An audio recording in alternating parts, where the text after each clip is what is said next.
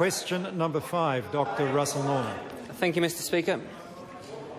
My question is to the Minister of Energy and Resources, and does he agree with the Green Party that providing government assistance to insulate and retrofit private houses to make them warm, healthy and energy efficient should be a key component of the economic stimulus package?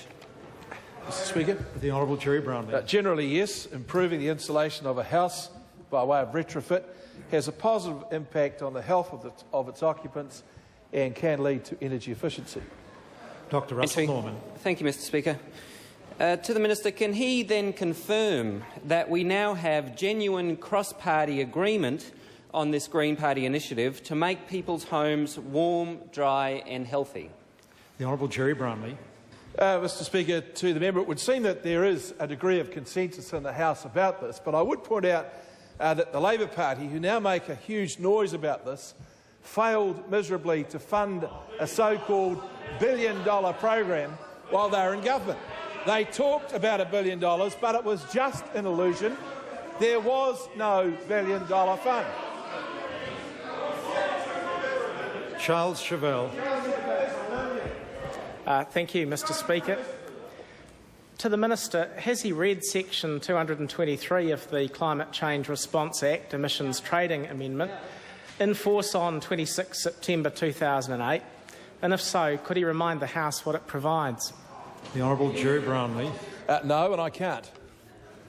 Kevin Haig. Thank you, Mr Speaker. Supplementary to the Minister.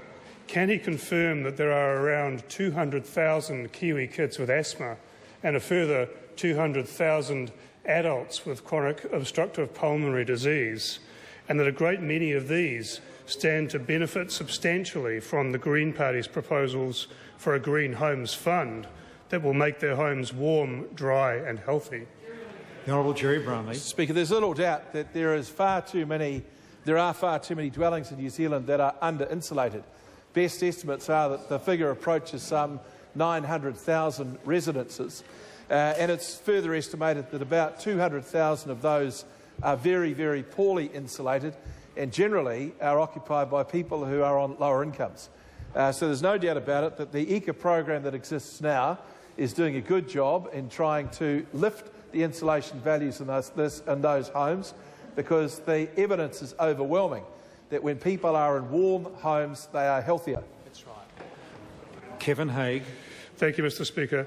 Is the Minister aware of any proposed project that will create more jobs faster per $1 million invested, while at the same time improving health and reducing carbon emissions than the Green Party's initiative to make homes warm, dry and healthy?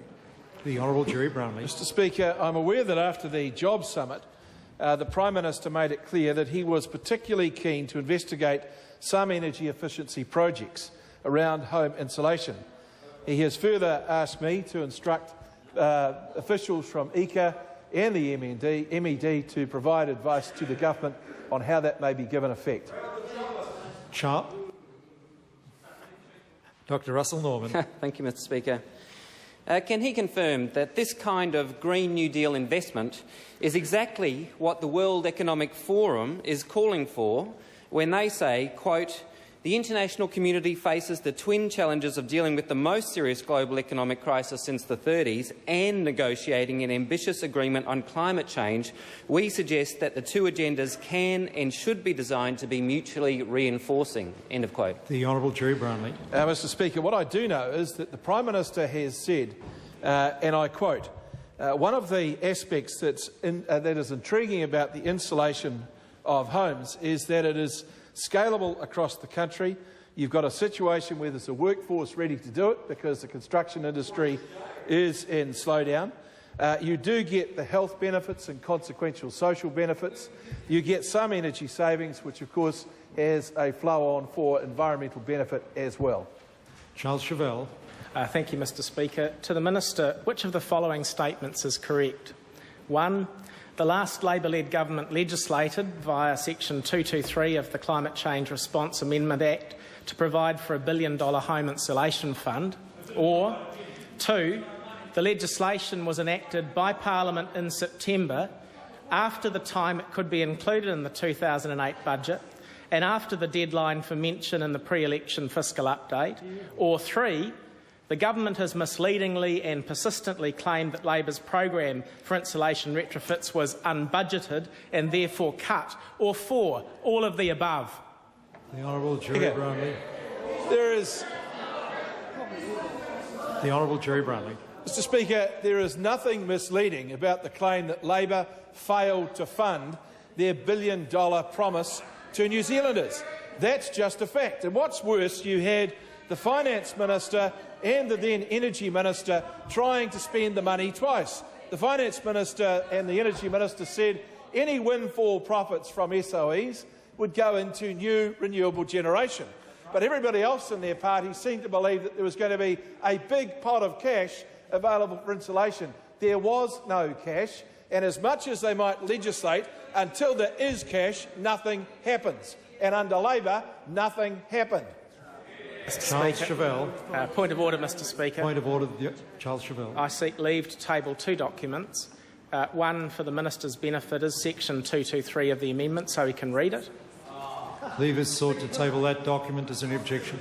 There is objection. The Minister hadn't read it.